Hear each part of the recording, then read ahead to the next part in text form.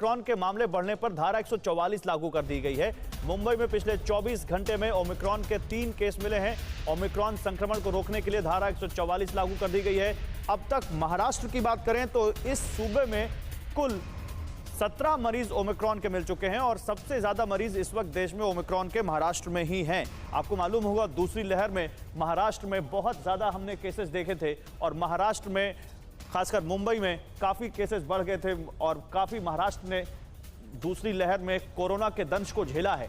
अब सवाल यह है कि क्या ओमिक्रॉन को रोकने के लिए हम जितनी कोशिशें कर रहे हैं क्या वो पर्याप्त हैं और क्या हम सब अपने अपने स्तर पर इसको रोकने की कोशिश कर रहे हैं। देश के 2 जाने माने मेडिकल एक्सपर्ट हमारे साथ हैं, जाने माने डॉक्टर हैं, वो हमारे साथ हैं, उनसे हम बात कर रहे हैं। लेकिन जरा हम आपको बताते हैं कि कैसे ओमिक्रॉन को लेकर स्वास्थ्य मंत्रालय क्या कह रहा है।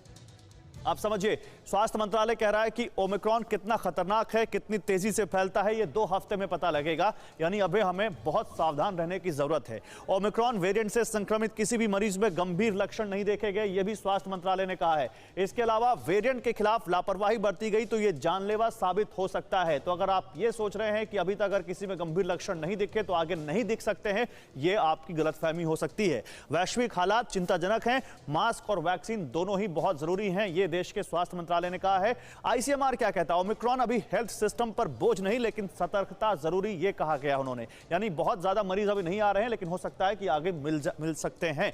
अमेरिका में बूस्टर डोज के बावजूद नए वेरिएंट से संक्रमित हो रहे हैं लोग। अमेरिका में यानी 2 डोज के बाद अब लोगों को तीसरी बूस्टर डोज भी दी जा रही है, जिसको लेकर हमारे देश में अभी चर्चा चल रही है। यूरोप, जल्द दुनिया की हर भीड़ वाली जगह होगा ओमिक्रॉन, ये यूरोप से संकेत मिल रहे हैं। साउथ अफ्रीका, संक्रमण से पनपी इम्यूनिटी को मात देने में सक्षम है ये ओमिक्रॉन वेरिएंट। यानी अगर आपको डेल्टा वेरिएंट या किसी और वेरिएंट की वजह से कोरोना हुआ, एंटीबॉडीज बनी, तो हो सकता है कि आपको फिर से ओमिक्रॉन की वजह से कोरोना हो जाए, एंटीबॉडी इतनी मदद ना करें आपकी। दिल्ली एम्स, वैक्सीन के प्रभाव को कम कर सकता ओमिक्रॉन, ये दिल्ली एम्स की तरफ से कहा गया है।